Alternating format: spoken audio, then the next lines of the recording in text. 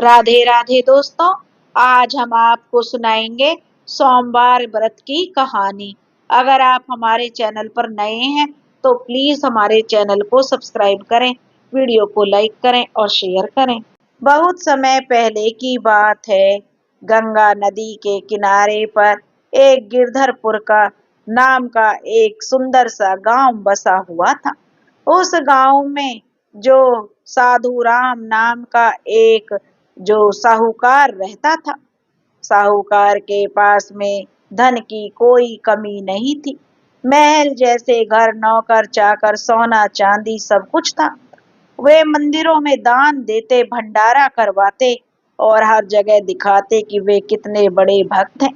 परंतु इतना सब होने के बावजूद भी उनके मन में कभी शांति नहीं थी। घर में कलह रहता था, मन में चिंता रहती थी और रातों को उन्हें नींद नहीं आती थी। उसी गांव के मंदिर की सीढ़ियों पर एक बूढ़ा जो फकीर बैठता था। उसके शरीर पर फटे पुराने कपड़े थे, लेकिन चेहरे पर ऐसी शांति थी जो किसी साधु महात्मा के चेहरे पर भी मिलनी दुर्लभ होती है। उसकी आंखों में एक अद्भुत तेज था, मानो भीतर भगवान का प्रकाश जल रहा हो। वह किसी से कुछ मांगता नहीं था। जो कोई दे देता तो वह ले लेता, नहीं तो वह बस शांत बैठा भगवान का ध्यान करता रहता। अब जो साहूकार रोज उसे देखता और मन ही मन सोचता, मैं जितना अमीर हूँ, दान करता हूँ, पूजा करवाता हूँ, फिर भी इस फटे हाल जो भिखारी जैसी शांति मेरे पास क्यों नहीं है। धीरे धीरे उसके मन में ईर्ष्या और अहंकार पनपने लगा। एक दिन की बात है। कार्तिक महीने की पावन एकादशी आई और सेठ ने जो पूरे गांव में भव्य पूजा का आयोजन करवाया। मंदिर फूलों से सजा हुआ था, मंत्रों की ध्वनि गूंज रही थी। पूजा के बाद जब सेठ बाहर निकले तो उनके गले में बड़ी बड़ी मालाएं थी। चेहरा दान और प्रसिद्धि के गर्व से चमक रहा था। तभी सेठ जी की नजर मंदिर की सीढ़ियों पर बैठे हुए उसी बूढ़े भिखारी पर पड़ी। उन्होंने जेब से 100 रुपए का एक चमचमाता नोट निकाला और उन दिनों 100 रुपए की रकम बहुत बड़ी रकम मानी जाती थी। सेठ जी गर्व से मुस्कुराते हुए उन्होंने जो उस नोट को हवा में फेंका, जो जाकर उस भिखारी के पैरों के पास गिरा। अब सेठ जी मन ही मन सोच रहे थे कि अब यह भिखारी मेरे चरणों में गिरकर आशीर्वाद देगा, मुझे धन्यवाद कहेगा। परंतु सेठ जी देखते हैं उसका उल्टा हुआ। अब उस बूढ़े भिखारी ने नोट की तरफ देखा और फिर शांत दृष्टि से सेठ जी की ओर देखा। उसके चेहरे पर हल्की सी मुस्कान आई और उसने नोट नहीं उठाया। वह बस चुपचाप भगवान की मूर्ति की ओर देखने लगा। अब सेठ जी का अहंकार तिलमिला उठा। उन्होंने गुस्से में कहा, अरे उठाया क्यों नहीं, क्या कम लग रहा है।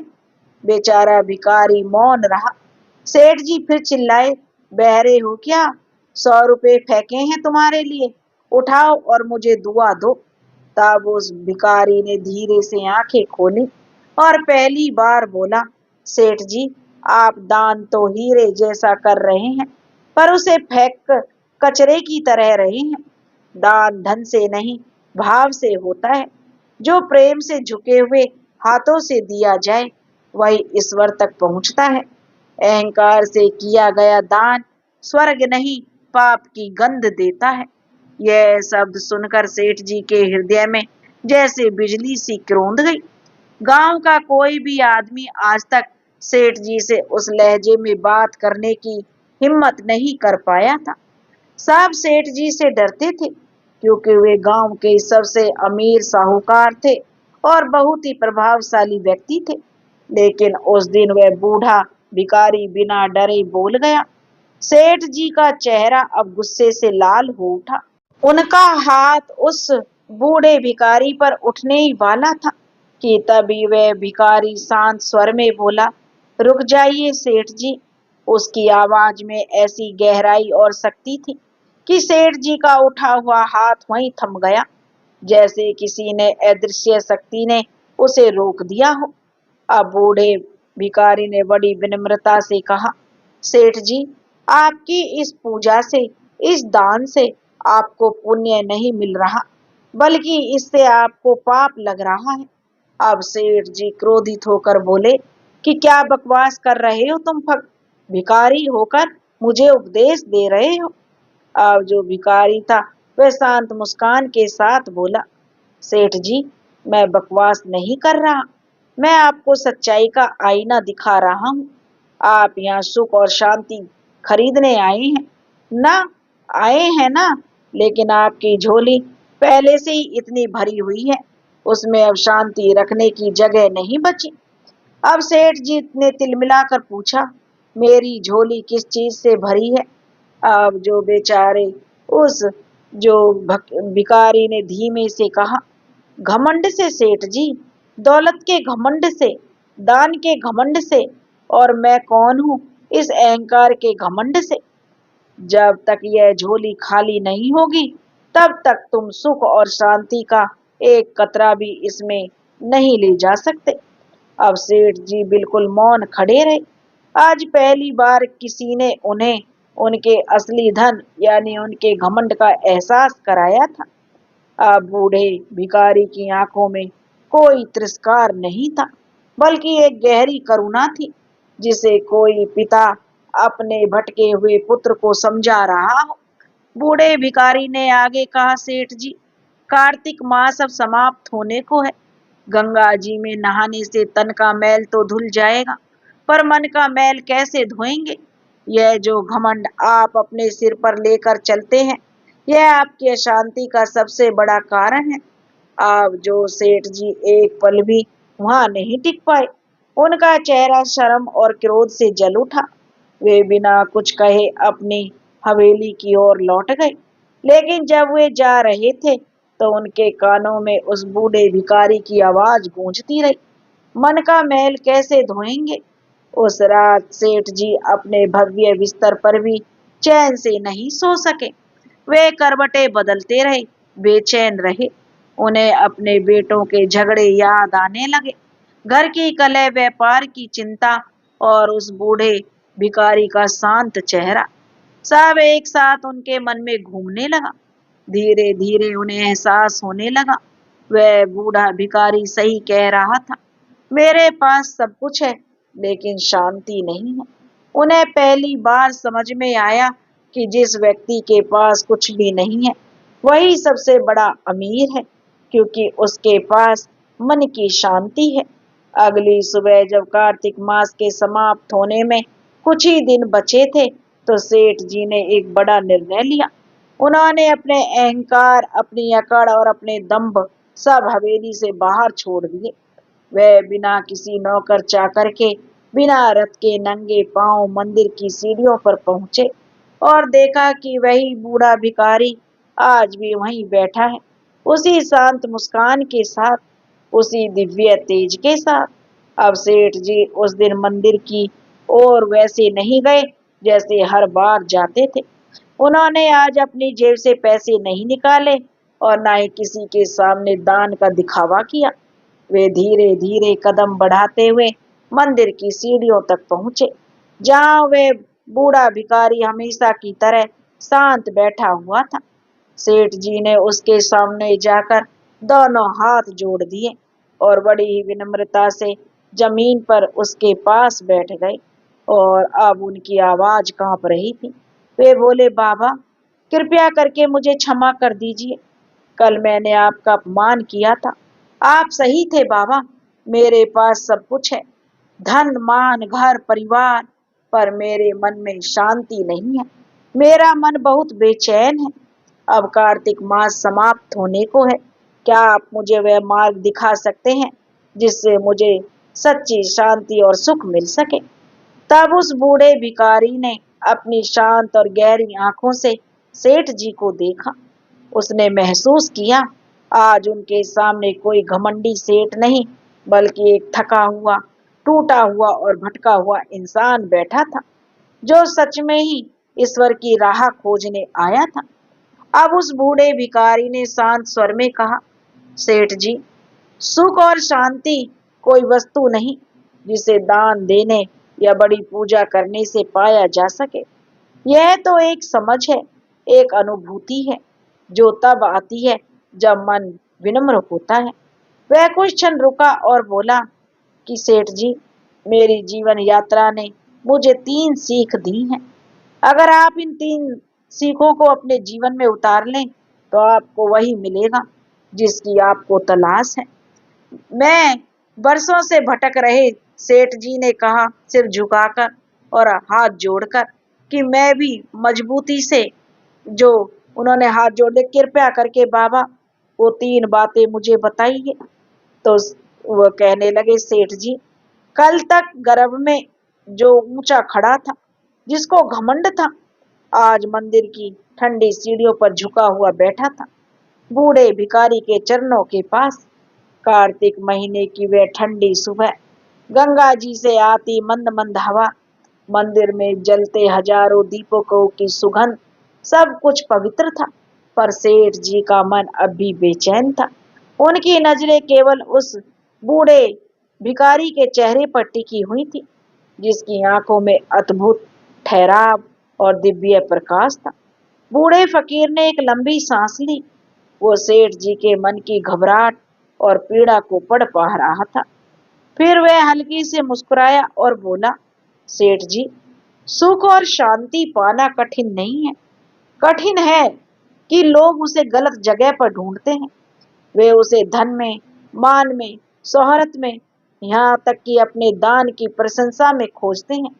लेकिन सुख और शांति बाहर नहीं, मन के भीतर मिलती है, जहाँ कोई दिखावा नहीं होता। सेठ जी कुछ कहने ही वाले थे कि बूढ़े भिखारी ने धीरे से हाथ उठाया और कहा, रुकिए सेठ जी, आप मेरी 3 बातें सुनना चाहते हैं ना, तो मैं बताऊंगा, लेकिन यह केवल सुनने के लिए नहीं है, इन्हें अपने जीवन में भी उतारना होगा। यह कठिन है, गंगा में डुबकी लगाने से भी कठिन, क्योंकि यहाँ आपको अपने में ही जो डुबकी लगानी होगी और आप अपने अहंकार को समाप्त करना होगा।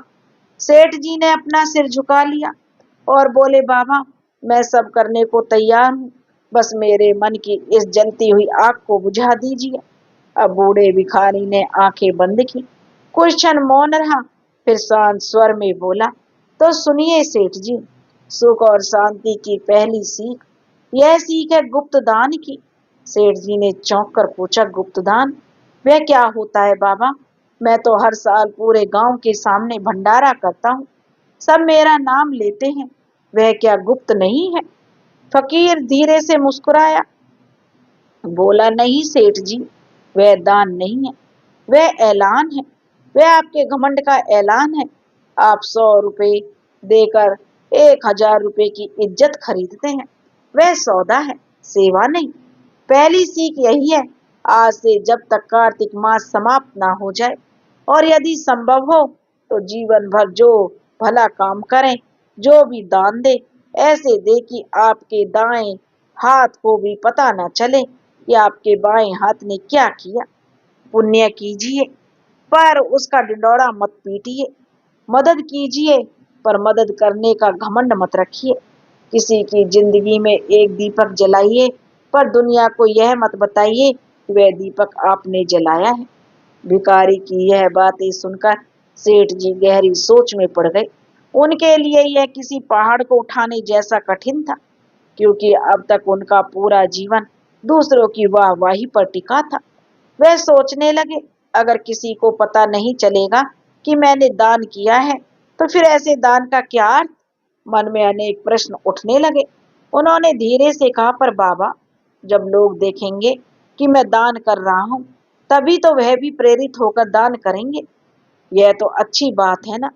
फिर उस बूढ़े बाबा ने शांत लेकिन दृढ़ आवाज में कहा, नहीं सेठ जी, जब लोग आपको दान करते देखते हैं तो वह आपके जैसे दानी नहीं बनना चाहते, ये आपके जैसे अमीर बनना चाहते हैं।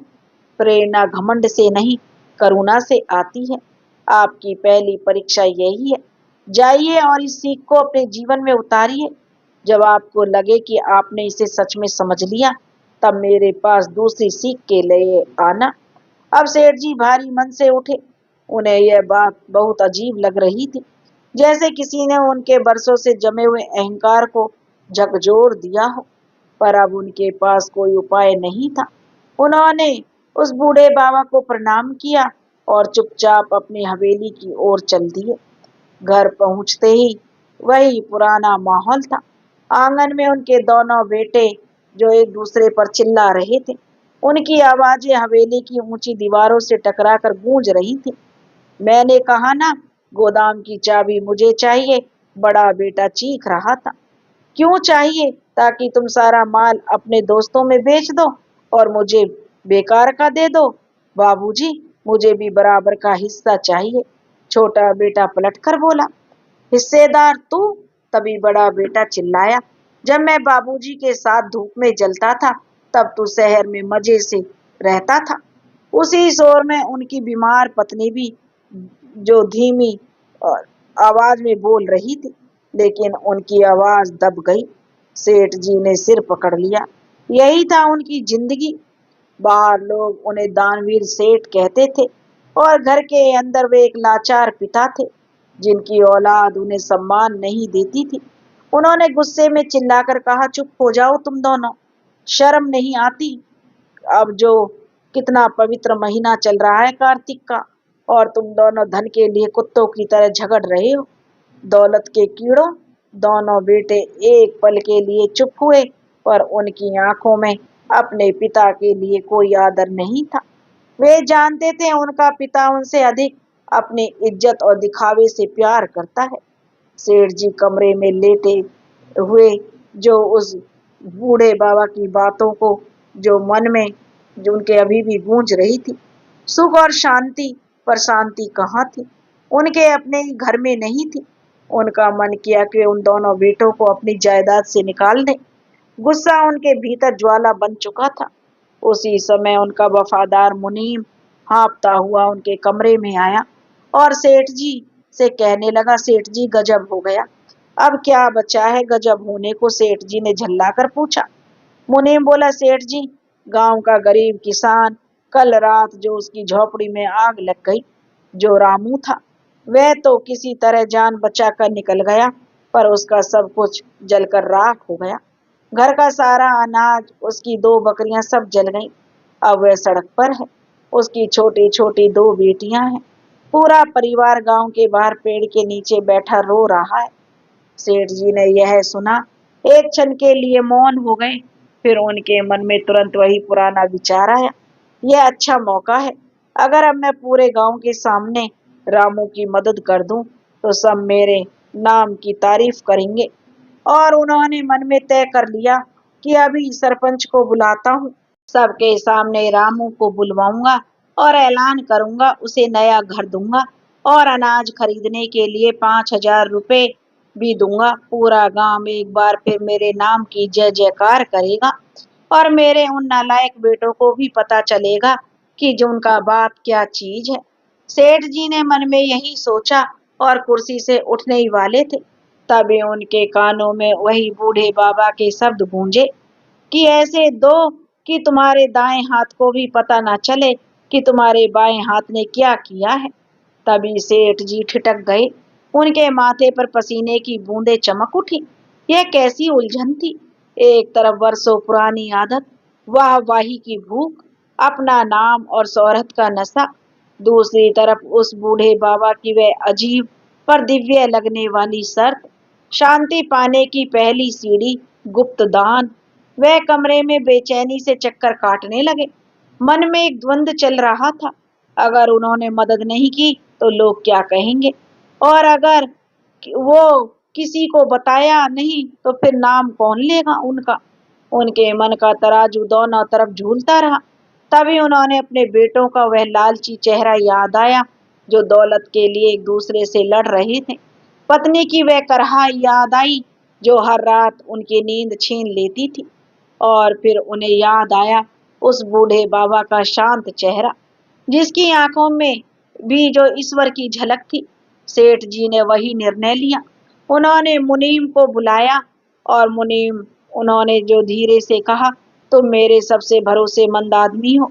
मैं तुम्हें एक काम सौंप रहा हूँ, लेकिन याद रखना, इस बात की खबर मेरे और तुम्हारे सिवाय किसी तीसरे व्यक्ति को नहीं होनी चाहिए।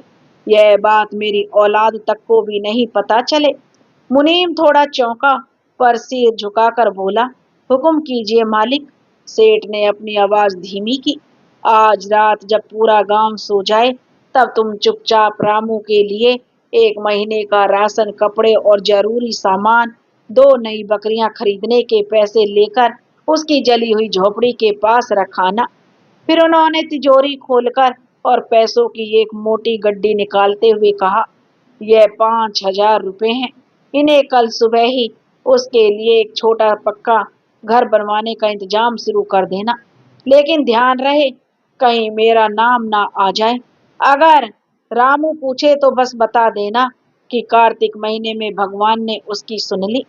अब मुनीम जी अपने मालिक का इस तरह बदला हुआ रूप देखकर अवाक रह गया। उसने जीवन में पहली बार सेठ जी को इतना शांत और विनम्र देखा। वह पैसों की गड्डी लेकर सिर झुकाकर वहां से चला गया। उस रात सेठ जी को नींद नहीं आई, पर आज जागने का कारण व्यापार की चिंता या बेटों का झगड़ा नहीं था। आज उनके भीतर एक नई हलचल थी, एक डर और एक उत्सुकता, दोनों साथ साथ, कि कहीं मुनीम जी से कोई गलती ना हो जाए, कहीं किसी को पता ना चल जाए। यही सोचते रहे और बार बार उन्हें लग रहा था, मैंने क्या कर दिया, इतना बड़ा दान, और किसी को बताया भी नहीं। अगली सुबह सूरज की पहली किरणें गंगा तट पर बिखरी तो पूरा गांव पहले की तरह जाग चुका था। हर और एक ही चर्चा थी, चमत्कार हो गया। रामू के यहाँ भगवान का चमत्कार हुआ है। सेठ जल्दी से हवेली की छत पर पहुंचे, जहां से वे रामू की झोपड़ी वाले कोने को साफ देख सकते थे। उन्होंने जो देखा वह उनके जीवन की सबसे पवित्र स्मृति बन गया। रामू और उसका परिवार उस जली हुई झोपड़ी के सामने पड़े हुए राशन के बोरे, कपड़ों की पोटली और पैसों की थैली को देखकर रो रहे थे। पर यह आंसू दुख के नहीं थे, यह तो कृतज्ञता और आनंद के आंसू थे।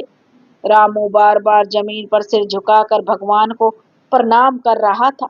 उसके हाथ जुड़े हुए थे और आंखें आसमान की ओर उठी हुई थी। वह रोते हुए चिल्ला रहा था, हे प्रभु, मेरे कृष्ण, तूने मेरी सुन ली, तूने मेरे बच्चों को बचा लिया, तेरा लाख लाख धन्यवाद। गांव के लोग यह सब देखकर आश्चर्य में पड़ गए। कोई कह रहा था कि यह जरूर कार्तिक मास का चमत्कार है। कोई बोला, यह किसी देवता का कार्य है जो रात में स्वयं आकर यह सब दे गया। कुछ लोग बोले, सेठ तो रोज भंडारा कराते हैं, लेकिन इस गरीब की मदद तो खुद भगवान ने आकर की है। सेठ जी छत पर खड़े यह सब सुन रहे थे। किसी ने उनका नाम नहीं लिया, किसी ने उनकी जय जयकार नहीं की, किसी ने उन्हें फूलों की माला नहीं पहनाई। आज पहली बार सारा श्रेय उन्हें नहीं बल्कि भगवान को मिल रहा था। पर अजीब बात थी, उन्हें इसका जरा भी बुरा नहीं लगा, ना गुस्सा आया, ना जलन हुई। बल्कि जब उन्होंने रामू और उसके परिवार की आंखों में वह सच्ची निर्मल खुशी देखी, तो उनकी अपनी आंखों में भी कई सालों बाद आंसू आ गए। यह आंसू घमंड या दुख के नहीं थे, यह आंसू थे आत्मिक शांति के। उन्हें महसूस हुआ मानो उनके मन पर पड़ी वह भारी पत्थर, अहंकार का पत्थर, आज जो थोड़ा सा हट गया है। वह उन्हें उस बूढ़े बाबा की बात अब समझ आने लगी, पुण्य कीजिए पर उसका ढिंडोरा मत पीटिए। उस दिन वे मंदिर नहीं गए, ना पूजा पाठ में बैठे, बस हवेली की छत पर खड़े होकर उस गरीब किसान रामू के परिवार का नई जिंदगी की शुरुआत करते हुए देखते रहे। और उनके मन में धीरे धीरे एक हल्की सी, मीठी सी, शांत और दिव्य अनुभूति उतरती चली गई। शाम को जब सूर्य अस्त हुआ और कार्तिक के चांद की चांदनी फैलने लगी, तो सेठ जी अकेले ही हवेली से बाहर निकले। ना आज वे सेठ की तरह अकड़ में चल रहे थे, ना ही दानी की तरह गर्व में। अब वे बस एक साधारण इंसान की तरह सिर झुकाए हुए धीरे धीरे मंदिर की सीढ़ियों की ओर बढ़ रहे थे, उस बूढ़े बाबा के पास दूसरी सीख जानने के लिए। मंदिर की सीढ़ियों से लौटते समय उनके कदम पहले से हल्के थे, पर मन पहले से कहीं अधिक भरा हुआ था। और गुप्त दान की उस पहली सीख ने उनके वर्षों का अहंकार को हिलाकर रख दिया था। उन्हें याद आया रामू के परिवार की आंखों में जो सच्ची खुशी थी, उसे देखकर उनके अपने मन में जो ठंडी गहरी शांति आई थी, वह उन्होंने पहले कभी महसूस नहीं की थी। अब उन्हें समझ आ गया था, वाही के शोर में जो कुछ सुख मिलता है वह पल भर का और झूठा होता है, लेकिन खामोशी से किए गए पुण्य का आनंद वह सच्चा और आत्मा को छू लेने वाला होता है। कार्तिक मास के आखिरी कुछ दिन चल रहे थे। आसमान पहले से ज्यादा साफ था और चांद पहले से ज्यादा उज्जवल।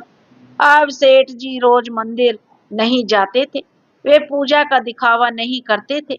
वे अपने पूजा घर में चुपचाप जो बैठते और आंखें बंद करके उस शांति को महसूस करते। उन्हें उस दिन रामू की सहायता से मिली थी जो उनके स्वभाव में आया। यह परिवर्तन पूरी हवेली के लिए एक चमत्कार से कम नहीं था। जो सेठ पहले हर बात पर नौकरों पर चिल्लाते थे, अब वो शांत हो गए थे। अपने बेटों के झगड़े में आग लगाते थे, अब वे बस मौन होकर देखते रहते। उनके बड़े बेटे और जो अपने पिता से इस तरह बदले हुए व्यवहार को समझ नहीं पा रहे थे। उन्हें लगता शायद पिता बीमार है या शायद वह किसी बात से नाराज है। कुछ दिन और बीत गए। सेठ जी ने गुप्त दान की पहली सीख को पूरी लगन से अपनाया था।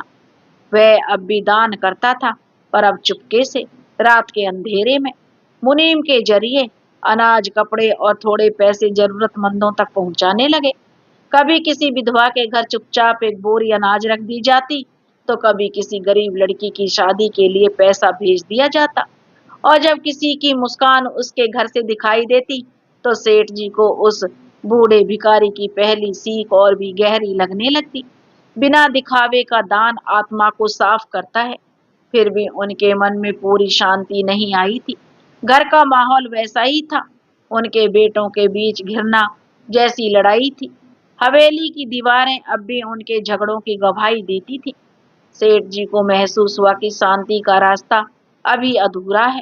कार्तिक पूर्णिमा से 2 दिन पहले की शाम थी। चांद लगभग पूरा था, उसी दूध सी रोशनी में जो पूरे गांव पर फैली हुई थी। सेठ जी ने सोचा अब दूसरी सीख लेने का समय आ गया है। वह चुपके से हवेली से निकले और गंगा किनारे उसी मंदिर की सीढ़ियों की ओर चले गए, जहां वह बूढ़ा भिखारी आज भी वहीं बैठा था, शांत मुद्रा में, आंखें बंद करके ध्यान में लीन था। सेठ जी ने दूर से ही प्रणाम किया और थोड़ी दूरी पर एक ठंडी सीढ़ी पर बैठ गए। वह उन्हें परेशान नहीं करना चाहता था, बस इंतजार कर रहा था। रात देर से हुई, मंदिर शांत हो गया। तब जो भिखारी ने धीरे धीरे आंखें खोली, चारों ओर देखा और सेठ जी को वहां बैठा पाया। वह मुस्कुराया और बोले, आ गए सेठ जी, क्या मन थोड़ा हल्का हुआ? सेठ जी ने हाथ जोड़कर कहा, बाबा, आपकी कृपा से दान का असली मतलब समझ आया, पर मन अभी पूरी तरह से शांत नहीं है। घर में रोज आग सी लगी रहती है। मेरे अपने बेटे मेरी दौलत के लिए एक दूसरे के दुश्मन बन गए हैं। मैं उन्हें समझा समझा कर थक गया हूँ। जब मैं रोकने की कोशिश करता हूँ तो वे मेरी ही बेइज्जती करते हैं। मैं क्या करूँ बाबा, मेरा गुस्सा मेरे ऊपर काबू नहीं रहता। भिखारी ने एक गहरी सांस ली और कहा, पहली सीख ने तुम्हारे दान का घमंड तोड़ दिया, पर दूसरी सीख तुम्हारे स्वभाव के घमंड को तोड़ेगी। स्वभाव का घमंड, वही क्रोध, वही गुस्सा तुम्हारा असली दुश्मन है।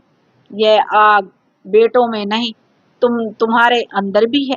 वे तुम्हें भड़काते हैं, तुम गुस्से में जवाब देकर आग को बढ़ा देते हो। सेठ ने बड़ी बेबसी से पूछा, तो बाबा मैं क्या करूं?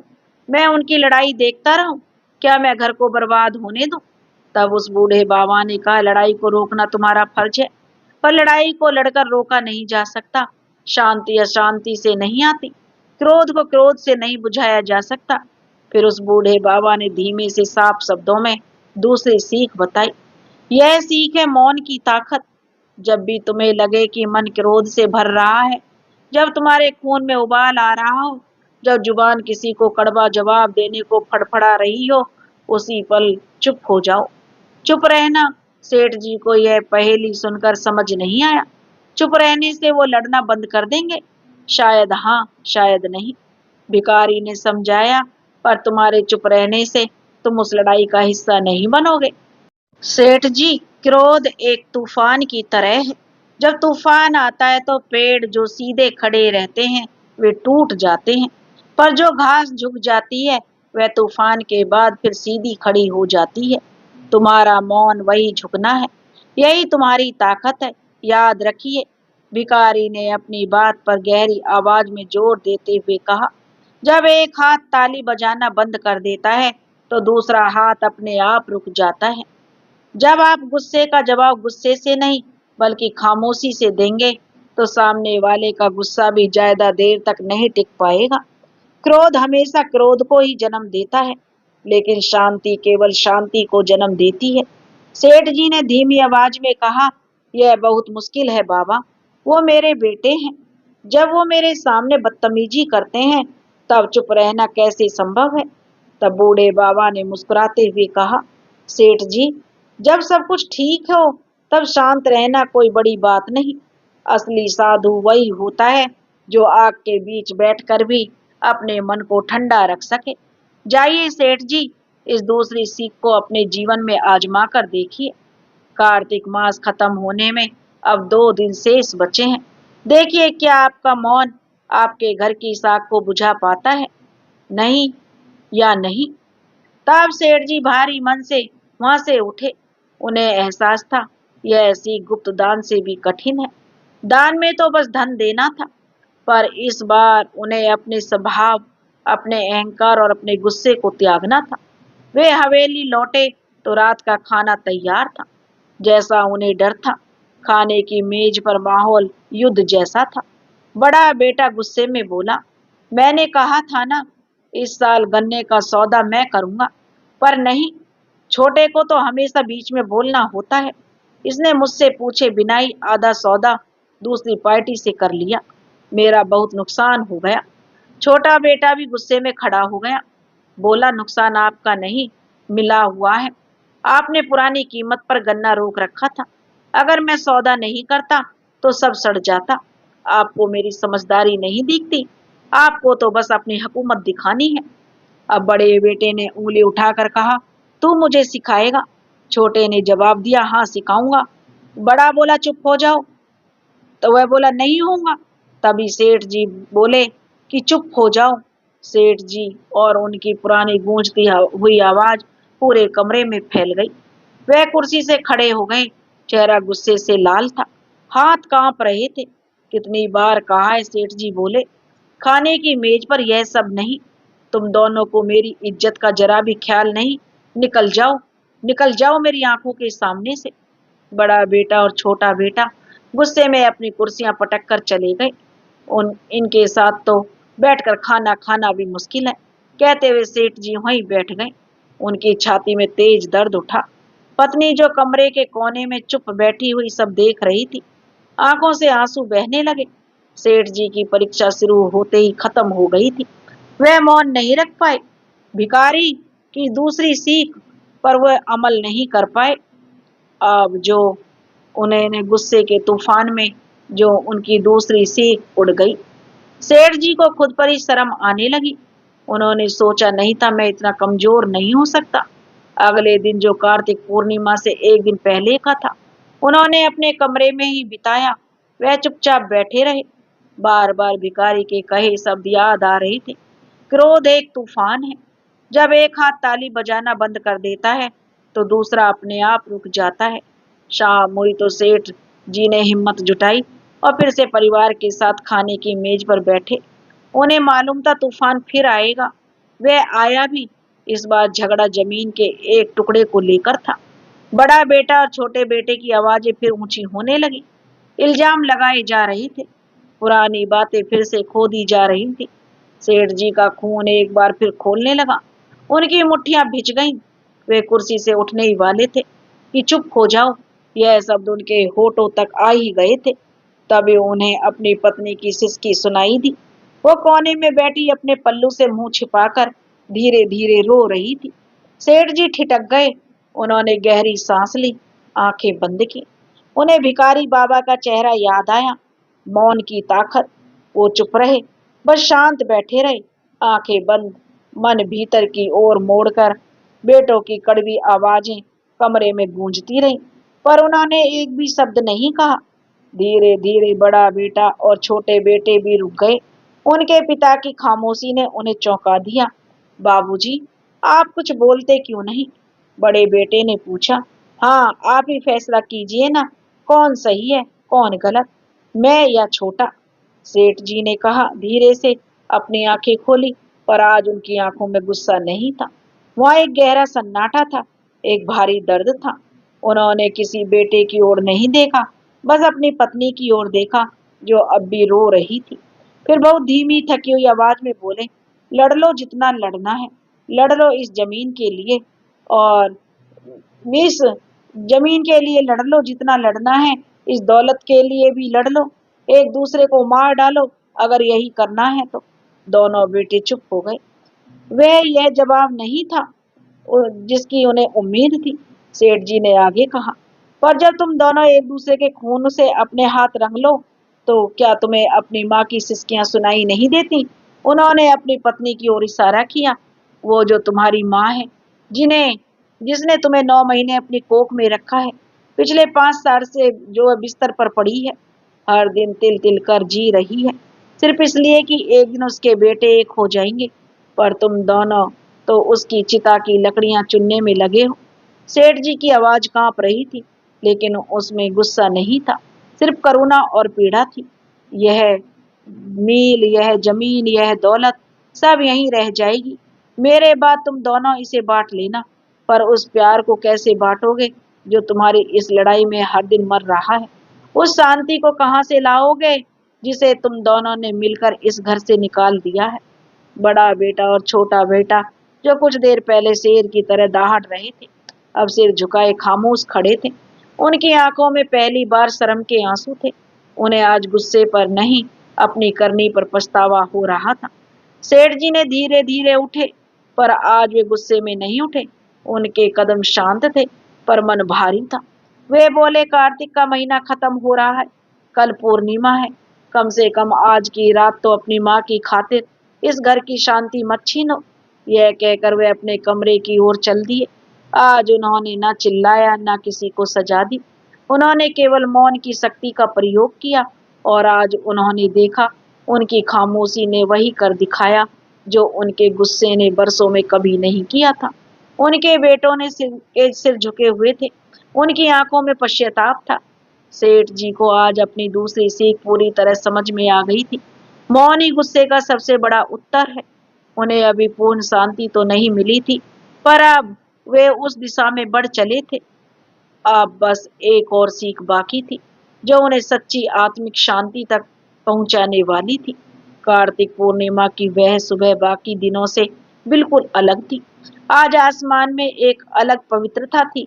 गंगा के घाट पर अब तिल रखने की जगह भी कम थी। पूरा गांव और आसपास के गांवों के हजारों लोग इस आखिरी स्नान के लिए आए हुए थे। हर हर गंगे की जय जयकार हो रही थी।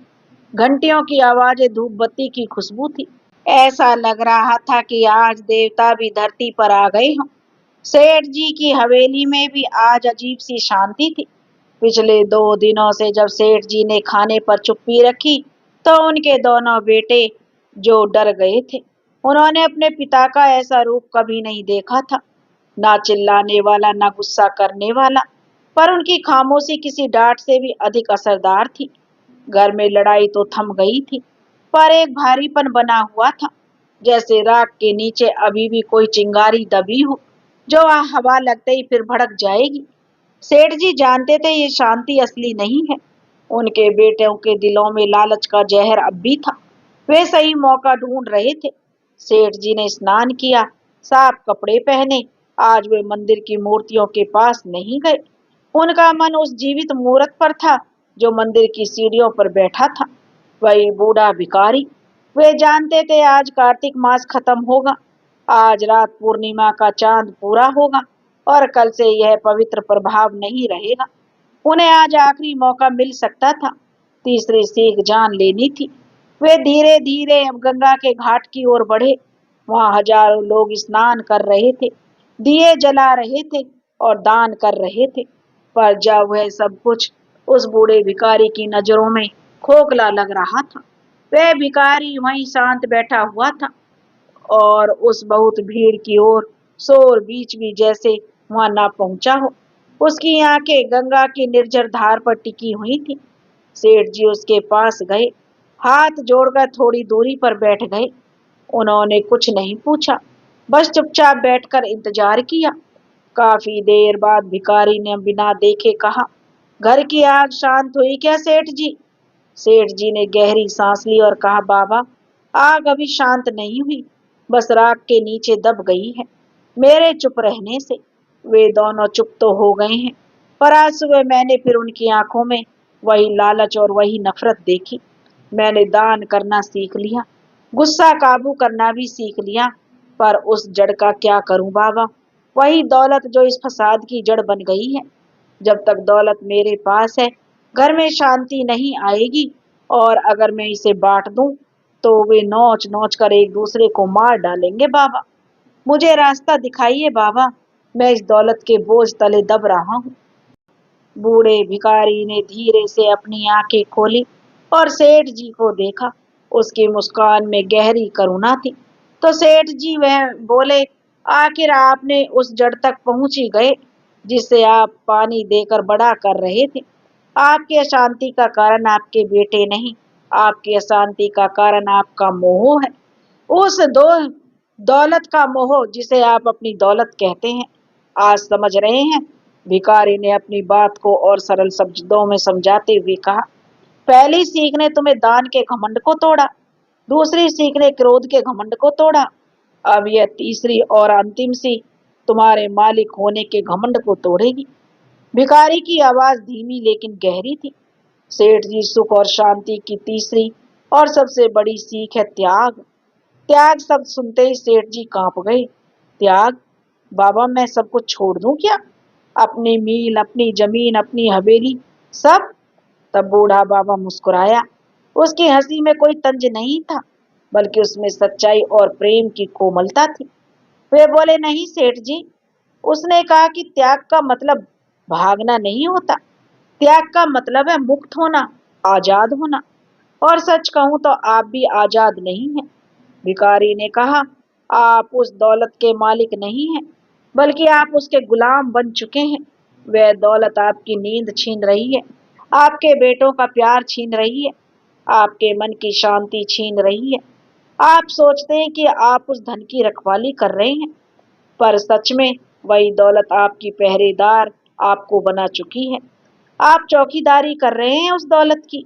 आप और आपके बेटा उसकी चौकीदारी की लड़ाई लड़ रहे हैं। सेठ जी ने थकी हुई आवाज में कहा, तो मैं क्या करूं बाबा? तब बूढ़े बाबा ने आंखें बंद करते हुए कहा, त्याग कीजिए सेठ जी, पर दौलत का नहीं, मेरी दौलत होने का भाव का त्याग कीजिए।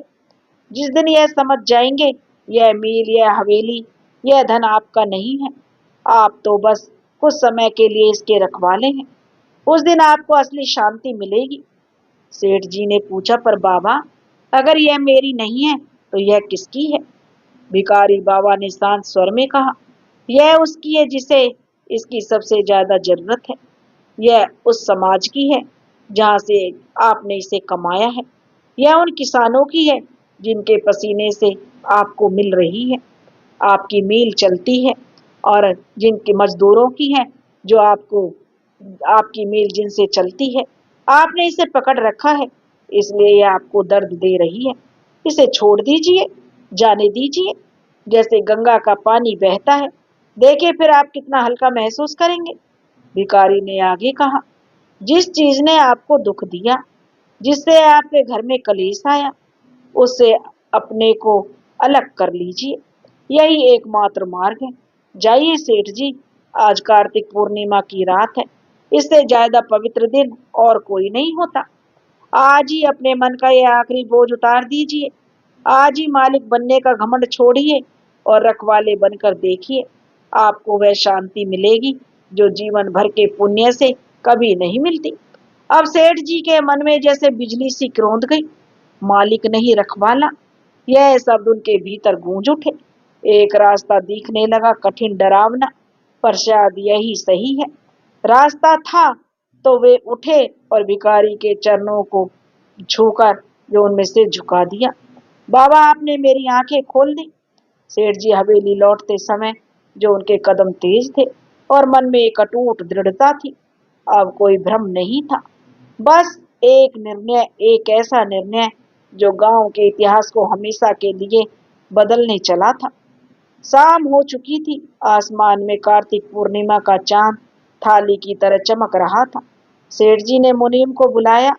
मुनीम, गांव के सरपंच और 5 सबसे माननीय पंचों को अभी इस वक्त हवेली में बुलाओ और कहो सेठ जी ने एक बहुत जरूरी फैसला सुनाने के लिए बुलाया है।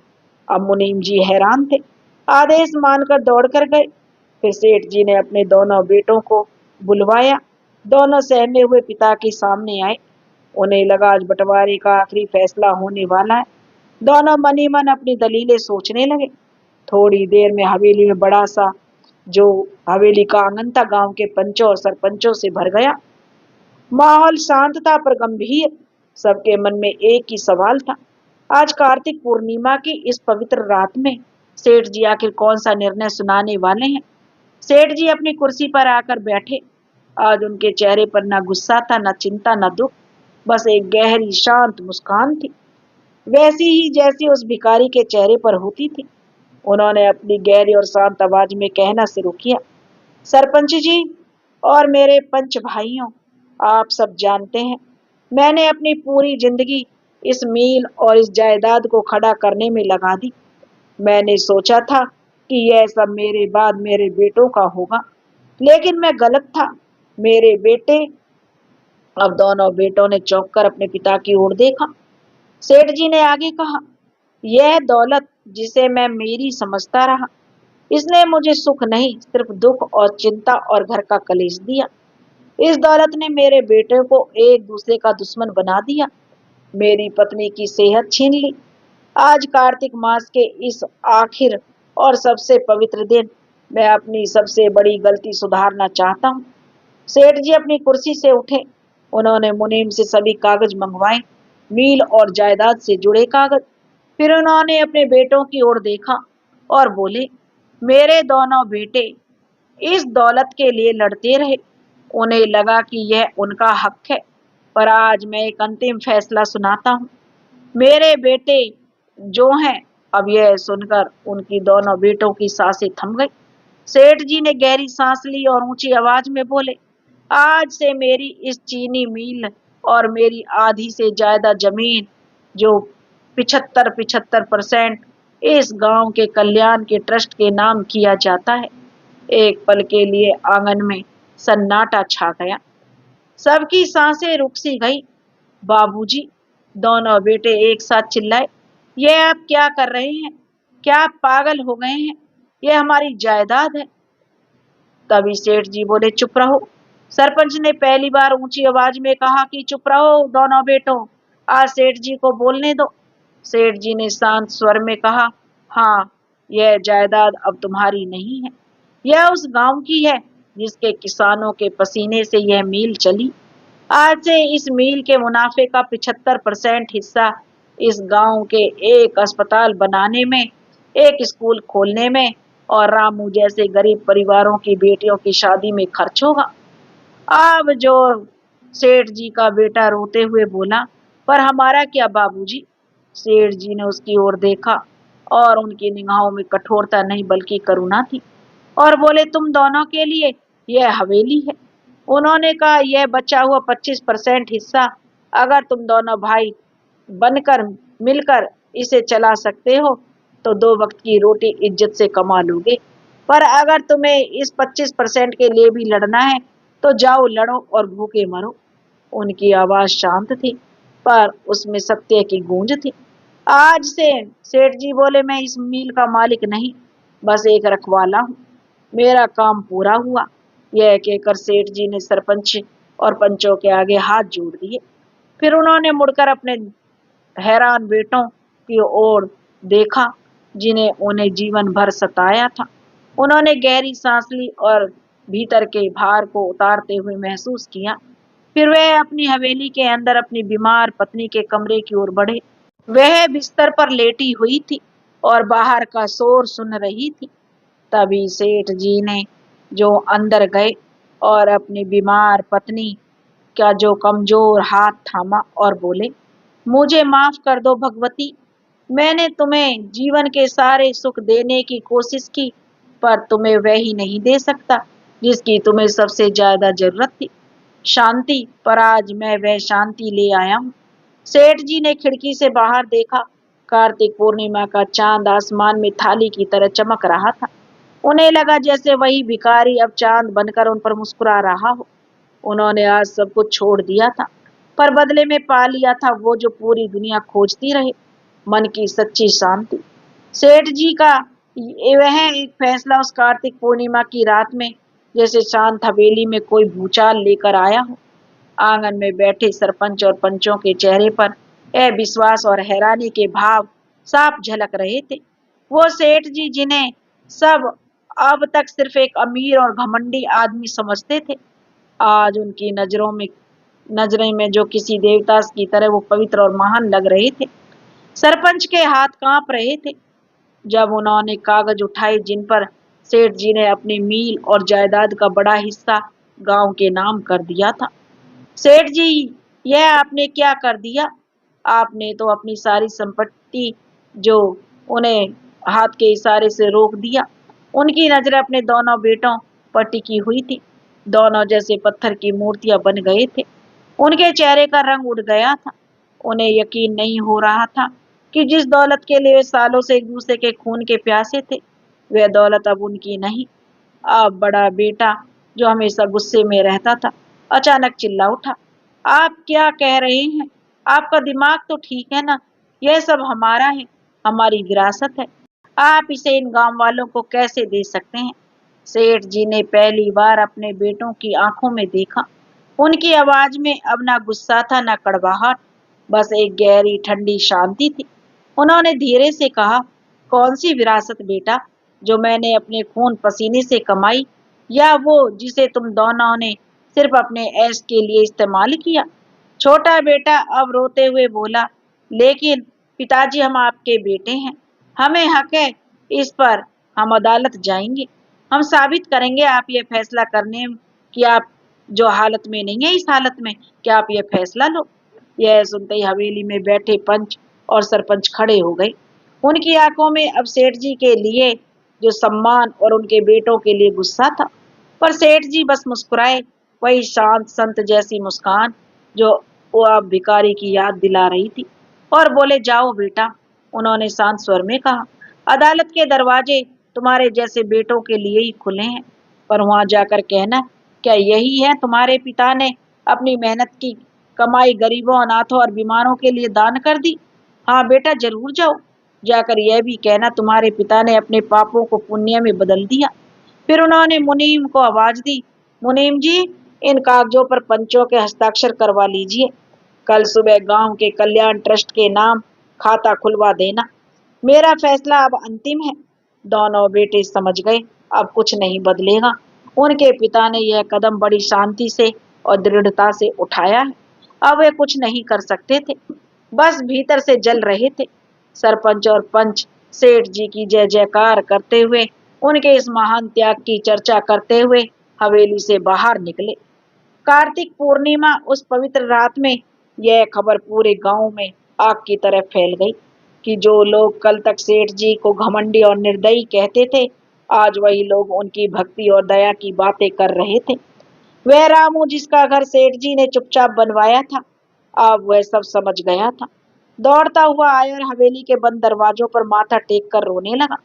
रातों रात सेठ जी ने जो उसका घर बनवा दिया था, अब वह सेठ जी जो घमंडी नहीं थे, अब वो सेठ जी एक संत बन गए थे। लेकिन हवेली के अंदर का माहौल अब भी शांत नहीं था। जैसे ही गांव वाले गए, दरवाजे बंद हुए। बड़ा बेटा छोटे बेटे को दबाता हुआ गुस्से में फट पड़ा, क्यों किया आपने ऐसा? बड़ा बेटा चीखा, किसने बदला लिया है आपसे? आपने कौन सा बदला लिया हमसे? और खुद से उस भिखारी के कहने पर आपने हमें सड़क पर ला दिया। हमें भिखारी बना दिया।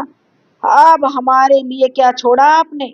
बड़े बेटे और छोटे बेटे की आवाज कांप रही थी, उसमें आंसू भी थे और नफरत भी। वो बोले, सेठ जी 25%?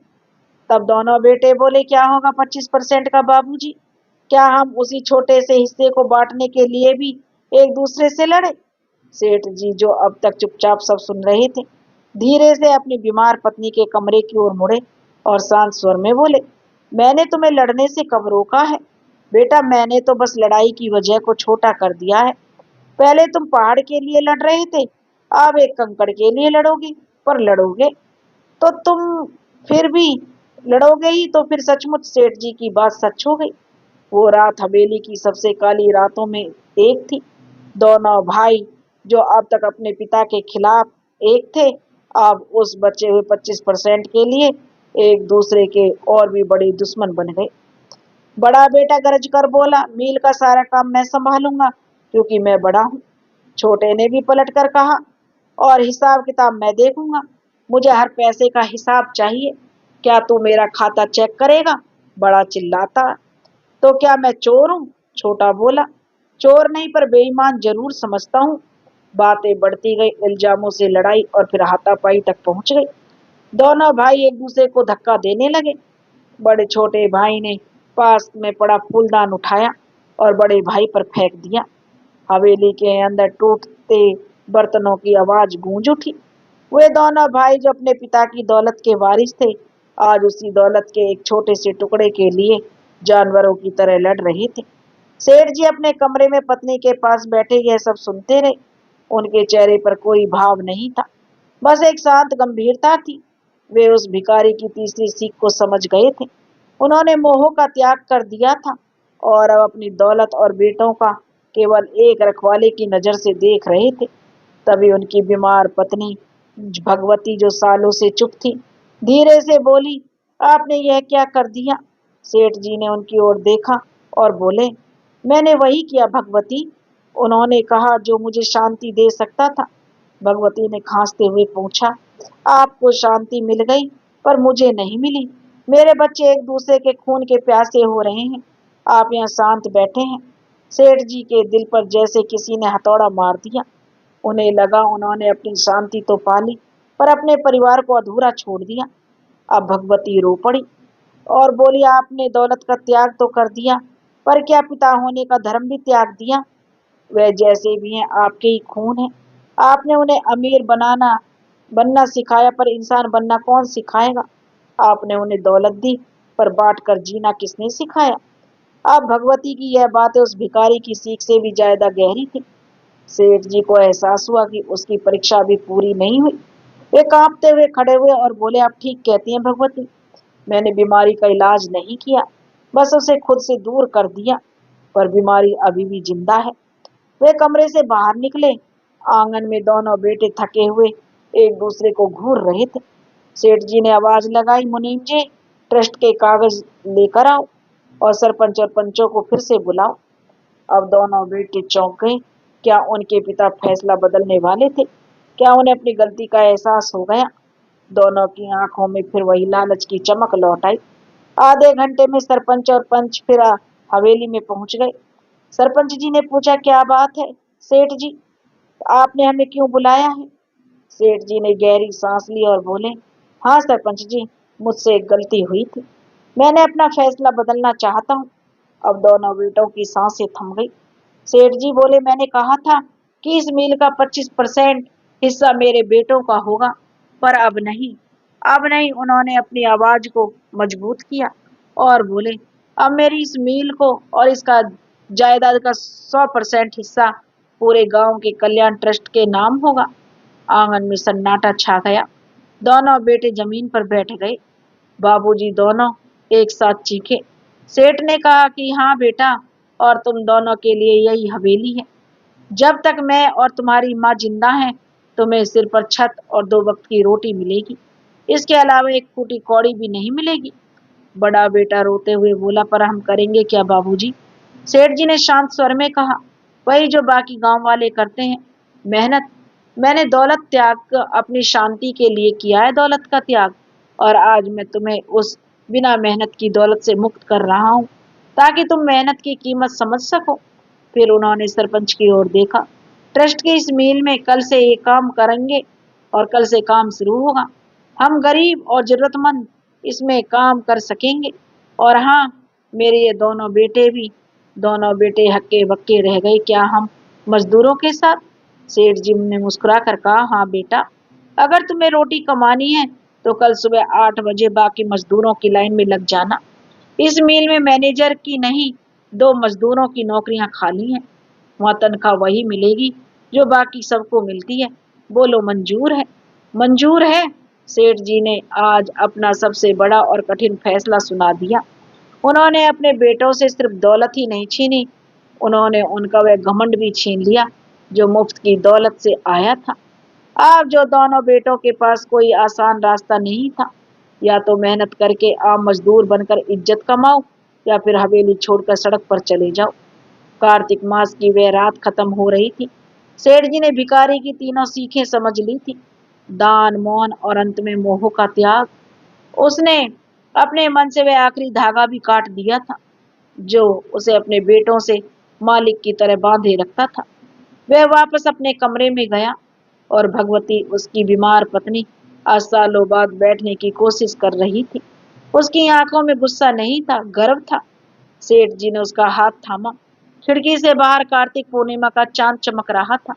ऐसे लगा जैसे प्रभु ने उनकी सारी रातों की अंधेरियां मिटा दी हों। अब उन्हें वह सच्ची शांति मिल चुकी थी जो उन्हें जीवन भर चाहिए थी। पर यह नई सुबह सबके लिए आसान नहीं थी। सरपंच और पंचों ने जो कागज संभाले थे वे अब गांव में खबर बन गए थे। दोनों भाई, सेठ जी के दोनों बेटों के पांव के नीचे जमीन खिसक चुकी थी। वे दौलत और घमंड से जिंदा थे, अब वे सब कुछ खो चुके थे। अगली सुबह हवेली में सन्नाटा था। सेठ जी सुबह नहाकर मंदिर की मूर्तियों के पास नहीं गए। वे सीधे बाहर निकले और गंगा के घाट पर वही बूढ़े भिखारी के पास बैठ गए। दोनों कुछ बोले बिना गंगा की लहरें देख रहे थे। उधर हवेली में बड़ा बेटा सुबह 8 बजे उठा, उसका सिर चकरा रहा था। उसने बड़ा जो देखा कि उसने बड़े भाई को देखा। छोटा बेटा भी एक कोने में बेसुध पड़ा था, उसके पास खाली शराब की बोतल थी। भैया उठो, 8 बज गए। छोटा बेटा बोला, बाबूजी ने कहा था कि मील में आना है। छोटे ने बड़े भाई को झकझोड़ा तो बड़ा भाई गुस्से में आंखें खोली और उसने छोटे को धक्का दे दिया और बोला, मैं मजदूर नहीं बनूंगा। वह बूढ़ा मेरा बाप नहीं रहा, उसने मुझे मार डाला, मैं उसकी शकल भी नहीं देखूंगा। छोटा बेटा चुप नहीं रहा, उसकी आवाज में डर था। पर भैया हम खाएंगे क्या? उसने पूछा। तो छोटे की आवाज में गुस्सा नहीं था, सिर्फ डर था। उसने धीरे स्वर में कहा, भैया हमारे पास 1 रुपया भी नहीं है, क्या हम सच में भीख मांगेंगे? बड़े भाई ने तकिए से मुंह छिपा लिया और बोला, तू जा, अगर तुझे भीख मांगनी है तो तू जा, मुझे अकेला छोड़ दे। अब छोटे का दिल कांप उठा। उसने अपने भाई को देखा जो कभी अकड़ कर चलता था, आज वह एक डरे हुए बच्चे की तरह बिस्तर पर मुंह छिपाए पड़ा था।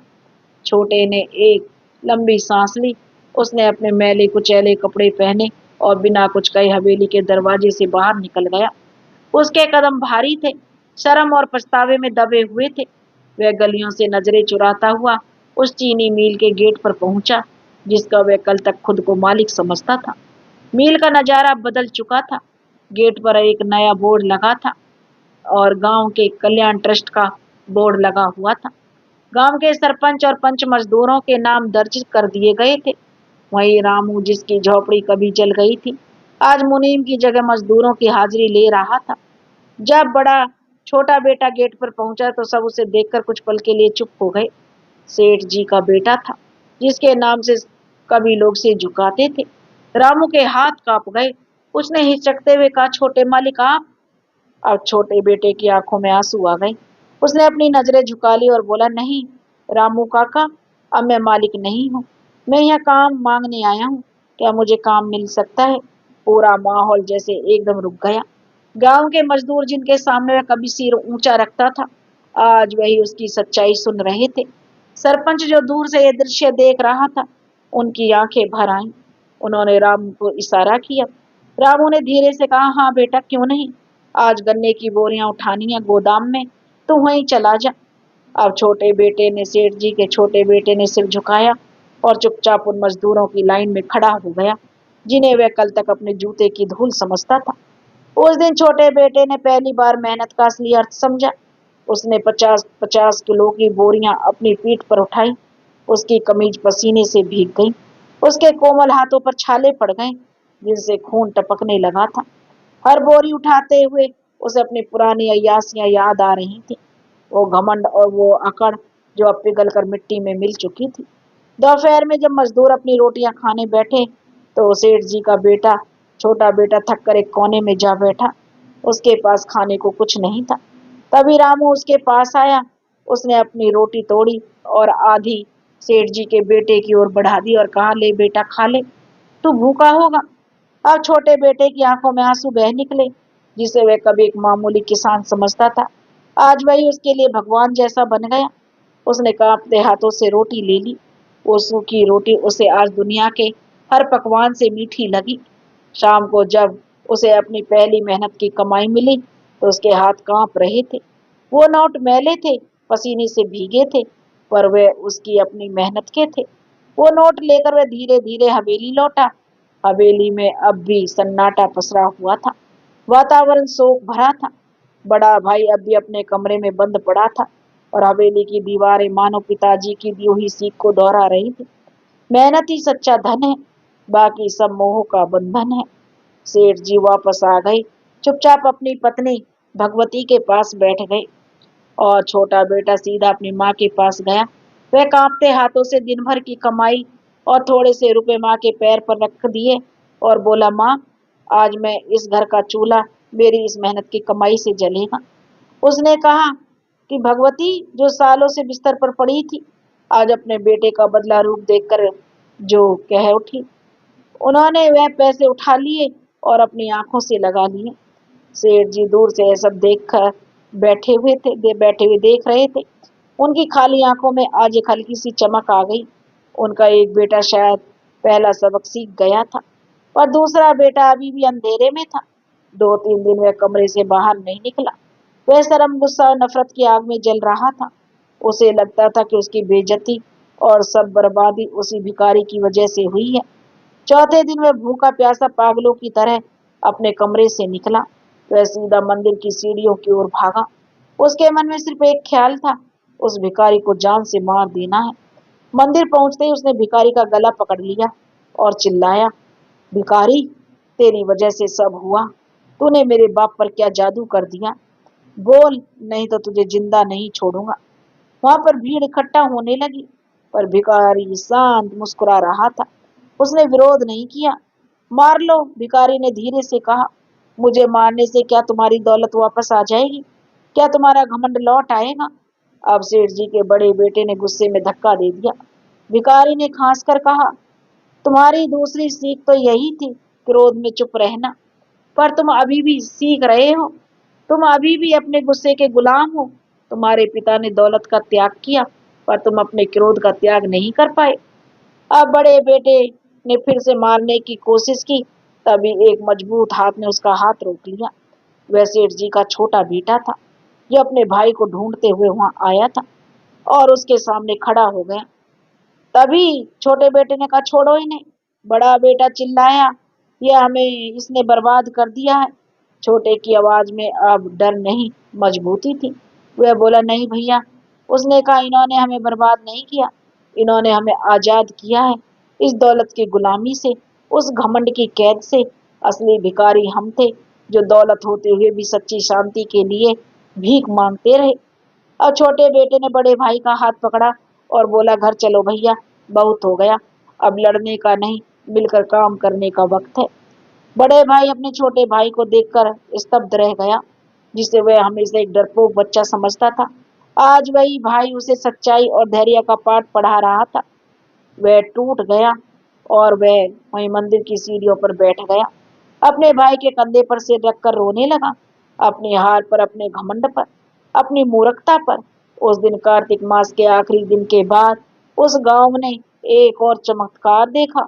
अगली सुबह मील के गेट पर एक नहीं बल्कि दो जोड़ी आंखें झुकी हुई खड़ी हुई थी। वे थे सेठ जी के दोनों बेटे, दोनों भाई, आज वे मालिक नहीं मजदूर थे। वे दोनों विनम्रता से लाइन में खड़े थे। उनके सामने कभी लोग झुकते थे, आज वे खुद झुके हुए थे। सेवा और श्रम के आगे सेठ जी आज फिर वहां आए थे, पर इस बार अकेले नहीं। उनकी पत्नी जो भगवती व्हील चेयर पर उनके साथ थी। भगवती की आंखों में आज वही गर्व था। उन्होंने अपने बेटों को मालिक नहीं इंसान बनते हुए देखा।